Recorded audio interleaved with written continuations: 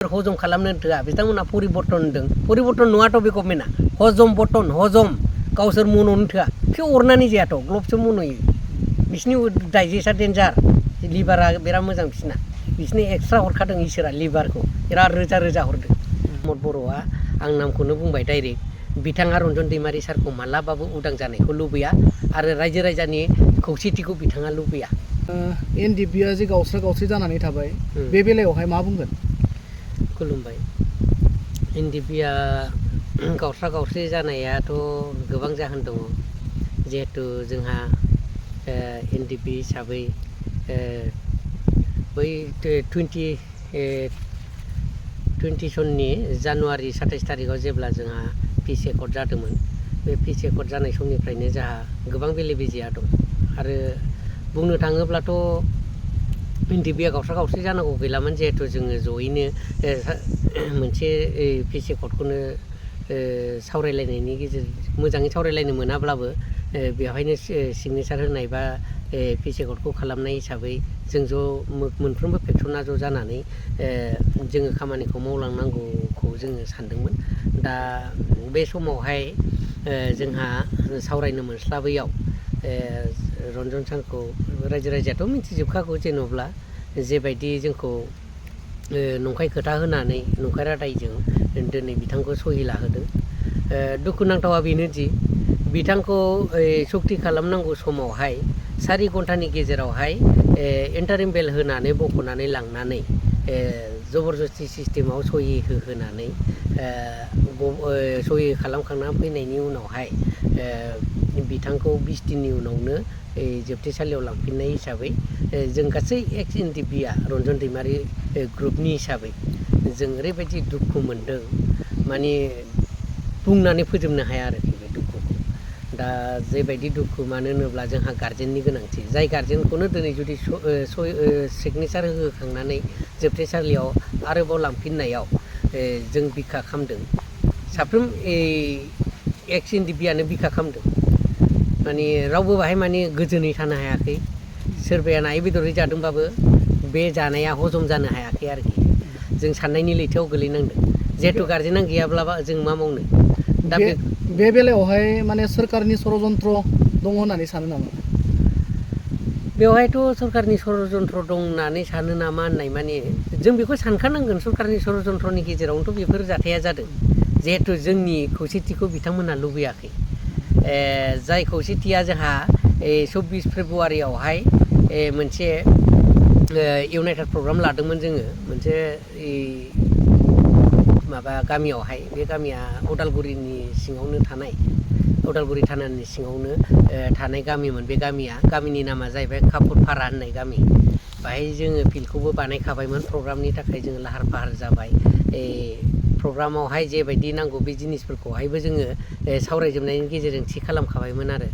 जों फिल्डखौबो फोसाबबायमोन दा बे फिल्ड फोसाबफुबाय थानाय समावनो सानब्रै सिगां सारखौ माबाफिनदों आरोखि राय होफिननानै लांफिनदों आरो दा बाहायनो एनडिपिनि गावस्राया जादों सरकारा जे जोंखौ बेबायदि खालामगोन जों सानाखैमोन बुंनो थाङोब्लाथ' दा जों आसाम सरकारखौल'थ' बुंबाथ' जानाय नङा बाहाय जोंनि बर'नि दैदेनगिरिफोरनिबो भुल दं जिहेथु जोंहा खौसेथि गैया दुरबलथाया जोंहा दं लोरबांथिखौ बिथांमोनहा नुनानै मा खालामनो हायो बे साइसआव लांदोंमोन नाथाय जों जेबो मावहैनो हायासै खारन जोंनि दैदेनगिरिफ्रा इलेक्सन बा भटखौ साननानैहाय दिनै गावस्रा गाव गावनि सार्थनि थाखाय गावनि फिल्डखौ फोसाबनायावसो मुखुब जाबाय रन्जन सारनि सोमोन्दै जेबो सानखांनायबो फैयासै आरो बिथांखौ बख'नायनि लामायावबो लायाखिसै दा बेखौ लानानै जोंनि रन्जन फेक्सन हिसाबै रन्जन दैमारि ग्रुप हिसाबै एक्सुवेलि जोङो बे एकर्डनि उनावहाय जायबायदि इलेक्सन फैदोंमोन 20 सनावनो जेन'बा बिटिसि इलेक्सन बे इलेक्सनावबो जोङो गावस्रा जाजोबदों आंबो बिजेपिखौ सापर्ट खालामदों आं बिजेपियाव हाबाखैबाबो बिजेपिखौनो समर्थन खालामनाय बायदि जादों आरोखि सापर्ट खालामदों आरोखि दुखुजों आथिखाल माने खुंथाय गोहोआव थानाय माने बिटिसि गभर्नमेन्टखौ सालायबाय थानाय इउपिपिएल बिजेपि आरो जिएसपि बिथांमोना सालायगासिनो दं बे बेलायाव जोंनि बे दा बिटिसिनि चिफ प्रमद बर' लोगोसे दुलाराय बर' फरायसा आफादनिफ्रायबो जेलाव थानाय माखासे एनडिपिफोरनि बख'नायनि सोमोन्दै सावरायबाय थादों होनना जों खोनानो मोनबाय थायो दा बे बेलायावहाय बेसेबां आवगायदों बा आवगायाखै बेनि सायावहाय माबाफोर इनफरमेसन दङ नामा इनफरमेसन हिसाबैथ' नंगौ आं दाख्लि बे मासनिनो नैबे दा सोलिबाय थानाय मासनि 9 थारिखआव आङो थांदोंमोन खबरखौथ' आं जेबायदि सरासनस्रायै मोनदों मोननायालाय खबरखौ मोननाय मथेथ' खुंथाय गोहोनिफ्राय बेफोरबायदि अफिसियेलि बा कर्टआव खामानि मावनाय जेबोखौनो मिथिनो मोनाखै आरो गैया खारन उखिलफ्राबो जेन'बा खोन्थानो रोंखायाबालाय माथो मा बिसोर बिथांमोनखौलाय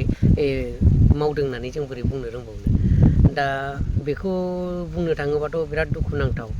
दा जोङो रन्जन दैमारि सारखौनो गारजेन हिसाबै जुदि बर' जाथिया दिनै लुबैदोंब्ला दा रन्जन दैमारि सारा जुदि बेफोरबायदि जोबथेसालियाव थाबाय थानांगौब्ला बर' जाथिया आरोबाव बिराद बेक जागोन बेखौ लानानै जों एक्सल' नङा जाथि हिसाबैनो बिराद दुखुआव दं आरो बयबो दुखु प्रकास खालामदों जों बर' गामि गामि गिदिङोब्ला जोंखौ रन्जन दैमारि ग्रुपनि हिसाबै मिथिनायखाय साफ्रोम रायजो राजाजों लोगोसे इन्टेलेक्सुवेलफ्राबो सोङो जे माब्रै सोलिनानै दं रन्जन सारनि केसआ अब्ला जों मालाय मा फिनबावनो दिनै जायबायदि खुंथाय गोहोआ दिनै गाव बे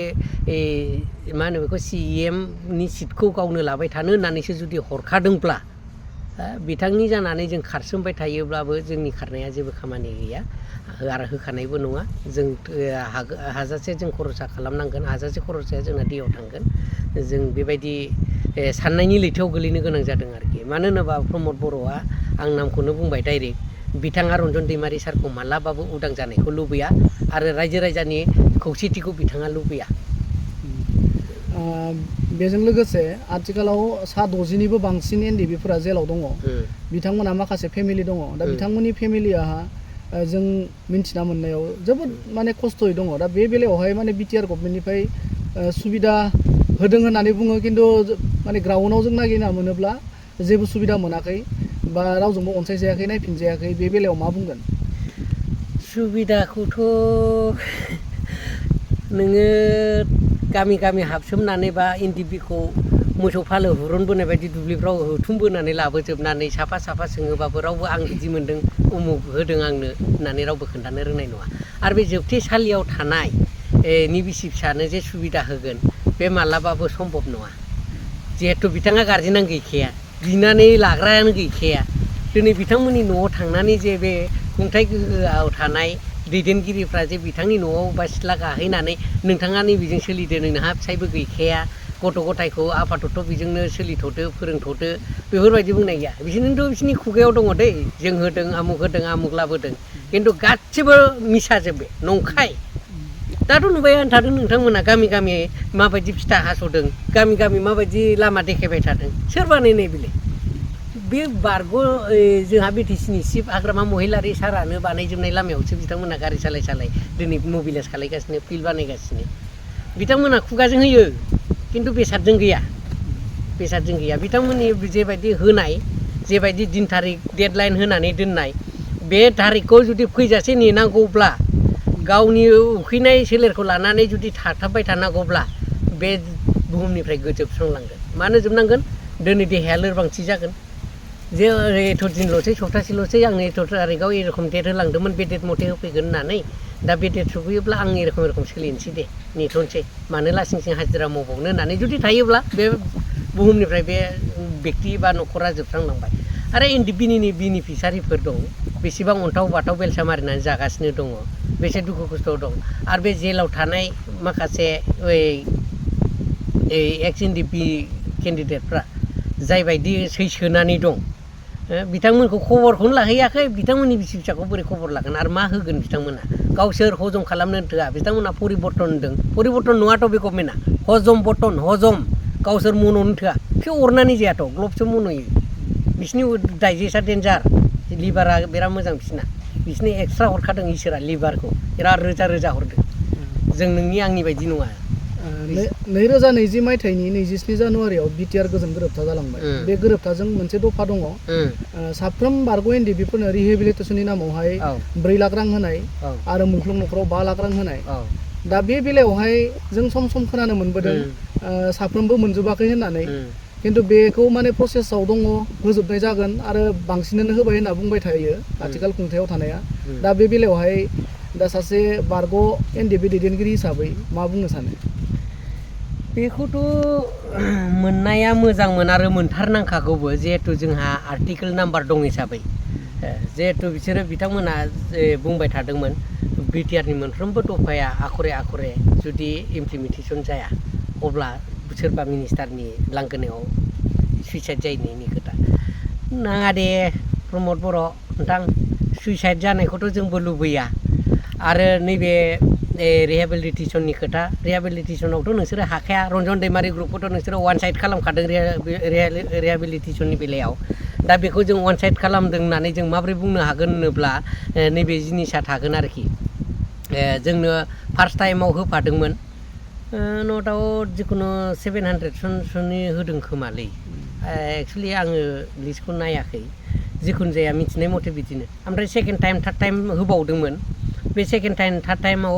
रन्जन दैमारि ग्रुप हिसाबै सासेबो निजेरफायाखिसै सासेनोबो होआखिसै खारन रन्जन सारखौ लांजोब्बाय दे लांखांबाय दे जेलाव हरनो हागौबाय दे सोरथो मा खालामनो हाबावनो रन्जन सारासो जाहैबाय जेन'बा ग्रुपनि हाथियारमोन नालाय हाथियारखौनो सिफायनानै दोनबायबालाय बे पार्टियालाय माथो खालामनो हानो होआ मालाय दा बे लाइनाव थांदों आरोखि जोंनि मोन्दांथिया बे आरोखि दा जाय हक रन्जन दैमारि हिसाबै जुदि वान साइड जाबाय खिन्थु एख्रिस्टियाननि बेलायाव आं बेखौ लुबैयाखैलै एख्रिस्टियाननि बेलायाव आङो जेनेरेल होजानो लुबैदों खारन जाथिनि नामावसो सोरबाया माइरं बाना गावथारजादों सोरबाया नेसनेल हाइवे ब्लकेट खालामनायाव ट्रेक्टर बेलथायनानै थैदों बिसोरखौ आं होजानो लुबैदों आरोखि थारमाने बिसोरखौ आं थगायनानै जाजानो बादों जिहेथु जों दा थांनानै थानाय एक्स एनडिपिफोरनिखौ थगायबाय बे एख्रिस्टिया मुंख्लं न'खरनिखौ होथारनांगौ आं बेखौ लुबैथारोलै होनाया होनांगोन जेन'बा थांनानै थानायफोरनिबो रिहेबिलिटेसनखौ होथारनांगोन रिहेबिलिटेसनजों लोगोसे एख्रिस्टियाखौ जोंनो नांथारगोन आरोखि